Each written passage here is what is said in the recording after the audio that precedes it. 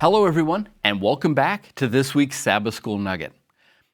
Before we begin, I just want to say thank you to Thando for walking us through last week's lesson, He Died for Us. Now, this week's lesson is entitled Christ's Victory Over Death. Now, our memory text for this week comes from Revelation 1:17 through 18. When I saw him, I fell down at his feet like a dead man.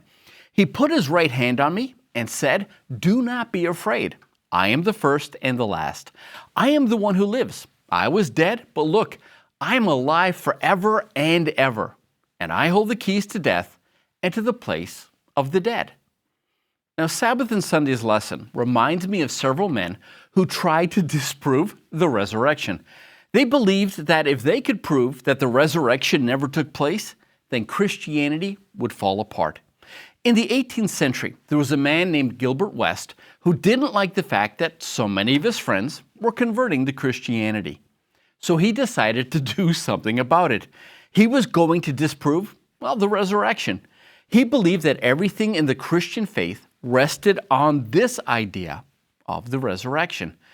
West thought that if he could disprove the resurrection, then he would prove to his friends and the world that Christianity was false. So he set out to write a book about it. And he got halfway through the book and he met Jesus and got saved. And then he wrote about that in another book called The Other Way Round.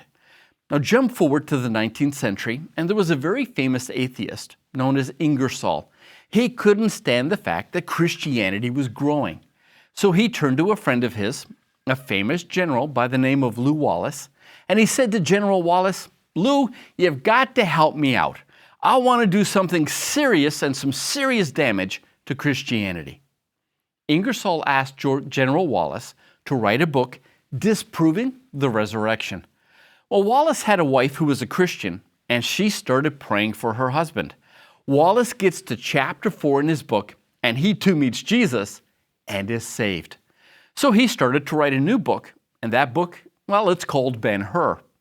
Jump to the 20th century, and there was a lawyer and an intellectual by the name of, Frank Morrison. Now, he decided that he too wanted to destroy the Christian faith by disproving, the resurrection. Now, understand, he is both a journalist and a scholar, so he knows how to do research, and he's also a lawyer, so he knows how to, weigh evidence.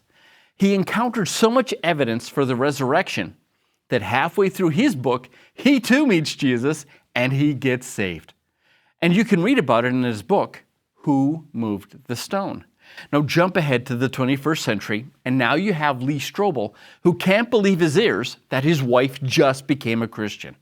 So, being an award-winning New York Times investigative journalist, he too set out to disprove the resurrection.